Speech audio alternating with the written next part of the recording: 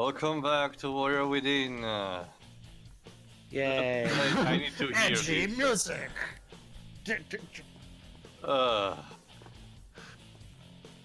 At least the Shadow the Hedgehog gets some memorable memes or music. Vocal know, right? The vocal sounds. Yeah. The vocal sounds. And Yeah. Also, some of the There's- stage streams There's too. nothing here. I could nothing. actually remember Final Haunt. I could actually remember Sky Troops. I could actually remember the Egg Castle. I could actually remember the Egg Boss. And you know what? It's just a weird thing that Alright, this the music new sucks. enemy type, these turban guy who's made of birds. What? It looks like a dark version of the prince from the first game. You can only damage him by jumping on him and doing the back attack, essentially. There we go, like this. Yeah, there you go. You can also, to listen, Robin Akin does try to be super, super screaming. Good grief! What is And this? it's A another Muka- thing. Oh no! And anytime he dies here, he tries to teleport, and you have to chase him and defeat him multiple times until he's finally dead. Why What do is we up have with to this chase him? trend? Aren't we just trying to escape? I think so. What is up with this trend back in the PS2 era of games taking this ridiculous, unnecessary dark turn in the second game? Jack, now this. Wait. Oh, it talks. Yeah, some minor lines, so don't bother. It's like, oh, you cannot defy your fate or something. There we go. Wait, we actually need to do some acrobatics for a change. Does anyone Alright. actually? Did anyone who played the first game actually ask for this? For a sequel, probably. For this type of sequel, I mean, it's such a, again, just like with Jack 2, it's such a befuddling departure from the first game. Like, Yeah, and here is more jarring. And the sad part is that on its own, the combat may be just fine on its own, but there's a problem since it was never the focus. The end result is still crappy on its own, and it just has a good mechanic that is completely wasted. It's like if you came to a restaurant for the barbecue ribs, but then the barbecue ribs were taken off the menu and they have this amazing chicken, but hey, I didn't come for the chicken, I came for the ribs. Although food analogy is not usually a thing I like, Joe, but more good analogy is if you go for the BBQ ribs, and instead we give you hot spicy chicken wings. That just damages you when you never ask for it. Yeah, I compare it to chicken because, yeah, I mean, I guess you could consider it part of the menu and something you like, but it's not what you came for. Yeah. Also, Alright, what this is one this, is a left. Mook or a The mini composer- boss? The composer of this game did the music for the previous one. Yeah, it's the same one. They just literally ask him to do a different direction. All right. What's his name, by the way? Stuart Chatwood. All right, Stuart. Can you do Linkin Park? No. Well, too bad. You're doing it anyway. What was that in Oh! So, It's a weapon. Remember, you can catch weapons from fallen enemies and use them in your offense. so let me get this straight. How's Prince of Persia: The Two Thrones? Better. A good compromise overall. That was literally the so- best. It was the best decision they could make after this game. So what you're telling me, Teo, is that these three games are basically just like the Jack trilogy. Pretty much. Yeah. I mean, seriously, the parallels are astounding. No. There you go. The sword that enemy dropped was incredibly powerful, but it has very weak durability, so unfortunately it's gonna break soon enough. That's the thing I never particularly like, weapon durability. I understand that multiple uses can potentially make a weapon less effective, but to either break them and discard them so you can use more others feels just like a waste to me. When did this And game really, come out again? honestly, it's not even realistic for weapons to just... The first one was 2003, so this is like 2004 or 5, I forgot. I mean, the Shadow the Hedgehog was Shadow the Hedgehog really that popular that all these equals to first game started trying to take cues from it? Again, I originally had the idea of God of War, but apparently it wasn't. So I am not, probably someone at Ubisoft had a specific idea in mind and imposed that Well, yeah, on God of the. War. Keep in mind, the original creator, but the one that also worked on the first game, did not came back for this. Okay, yes, God of War is darker and more. But, honestly, I would argue that God of War has way more color than this thing. No. I don't mean that. I mean in terms of tone. Mechanic. This is the one of the many teleporters. Those are always accompanied by save fountains, so it's always a good place to rest. What you need to do now is to... There you go. As you can see, she activates the portal before you... CGI. Yeah, booms and asses. Oh no. What magic is this? She used the power of bad frame rate to escape from me. So what you need to... Oh, there you go. Since you were in the portal when she also teleported. There you go. Now you are technically in the past, when the palace was actually thriving, and everything was not decaying. So essentially, now you need to... Oh, and every time you use them, you get a power. Oh, what's the problem? No, that demonic circle there. Like, can you believe how edgy we are? Yeah. You remember, Pedro, in the loading screen, it drips blood. Okay, at least when Mortal Kombat does this kind of shit, it does it with for the sake of humor, like it's with tongue in cheek. Unfortunately, since the palace is now in full condition, tip-top condition, it means also the traps are fully available. As I mentioned, every time you activate one of the teleports, for the first time anyway, you gain a new time power. For now, we just get the recall time power, the one that we could use also in the first game of rewinding time at our disposal. We're gonna get some others later on.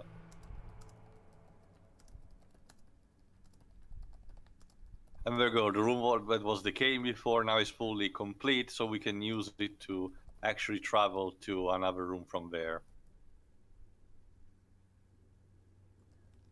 We noticed my directive.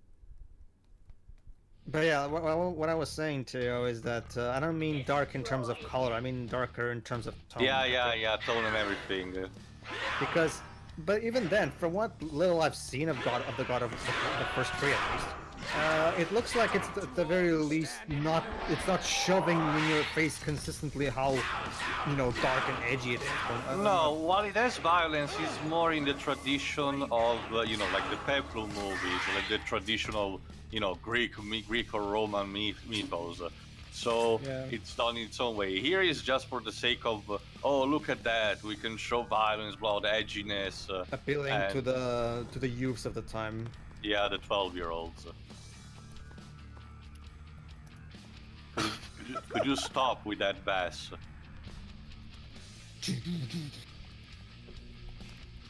But again, we have to be edgy for the 12. Again, it's sad because I like the genre. It's just so misused.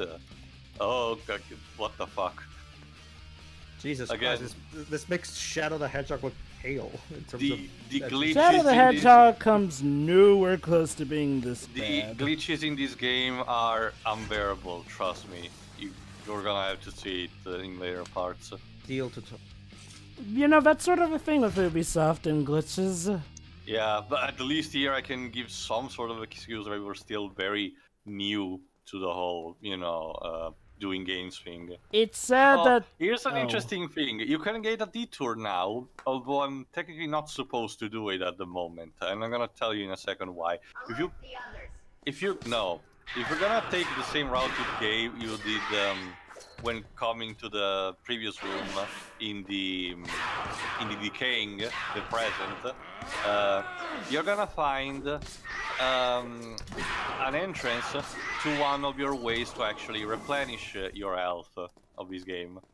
You see, there you go, there's that press button, you need to press it and enter the opening before it closes up. Here's the problem, in order to fully activating it, I'm supposed to have a time power that I don't have yet. So essentially, I'm kinda by luck entering a place where I shouldn't get in the first place. But I could technically, there's not a big of a difference. But yeah, I couldn't technically be able, and yet I can. And you'll just see in a bit. Because it also tied to, as I mentioned, the way you extend your health, because you can do that again in this game, much like in the previous one, where you could go into that into those mystic corridors with the curtains. All right, since I need to do some retries, I think I jump cutted or something, so you're not gonna see me here too much. Prince of Yeah, Persia 2, yeah, Renegade. spin dashing. Fuck. I think it's the next one, the one I got. Yeah, there you go. Alright. See, there you go. When it's actually more atmospheric and ambiental, the music is relatively harmless. It's just when the combat ends, it's like ton-on. Which is weird because There stuff we go. like... I made it to glitch, or not. You know, the Go weird ahead, thing Joe. is that games like Devil May Cry have shown that, yes, you can combine these sort of mystical-sounding tracks with rock and have it sound proper. Now, granted, Devil That's May... also mostly for how complementing the setting here is just jarring. I know, right? It's like, well, the... Sonic Forces is kind of doing it. Oh, I mean, here we it's having a go. lot- Here's the problem. While in the previous game the corridors were normal, here they're filled with booby traps. So you need to survive until the very end of the corridor if you want to get your upgrade. Enjoy. Yay, small bouts of parkour. Go ahead, Pedro. I'm gonna elaborate later on. But yeah, Sonic Forces. is Oh, also that kinda- was cheap. Yeah, not just that, but So... okay. I think this section would have been better if they changed it to an overhead perspective. No, don't worry. It's also for the fact that I don't have a specific time power yet. When yeah, you come but... closer, as you can see, the screen starts glowing like that. There we go. Those things are actually important. By putting Farah's amulet, which somehow fits, and getting it back, and then placing on his chest, the prince suddenly becomes more healthy.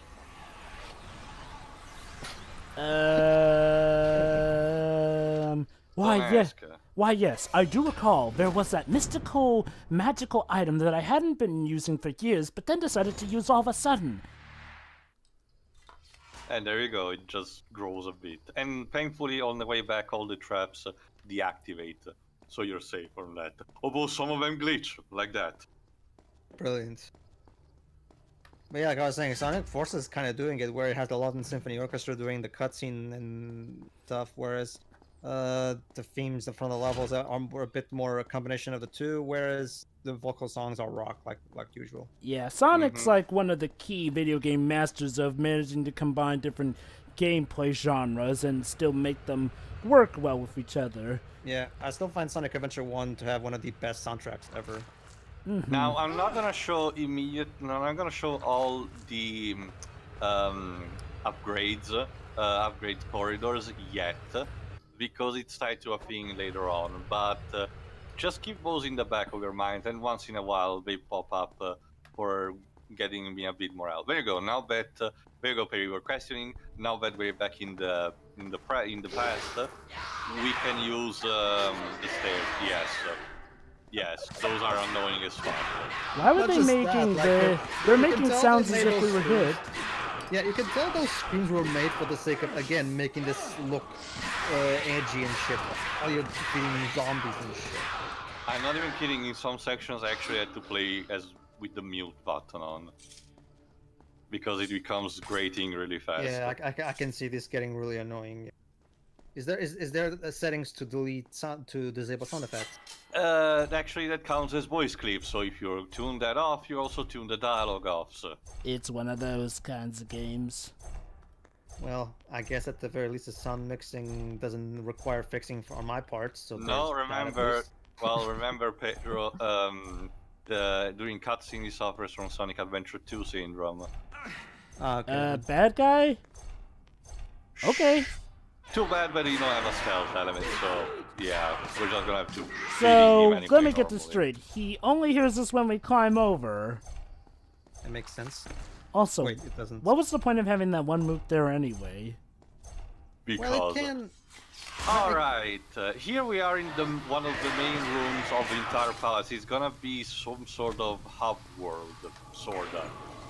Because, due to story reasons, starting from the next part, you're gonna have to move from specific rooms that are connected to this one. And you're gonna use this one as the central one. So you're gonna be spending a bit of a time here. For now, we need to progress further and supposedly open that door. But for now, I'm just gonna save because I need to take this game in small doses anyway. Jesus, fuck this game. Alright then, see you for the next part. See you then. See ya.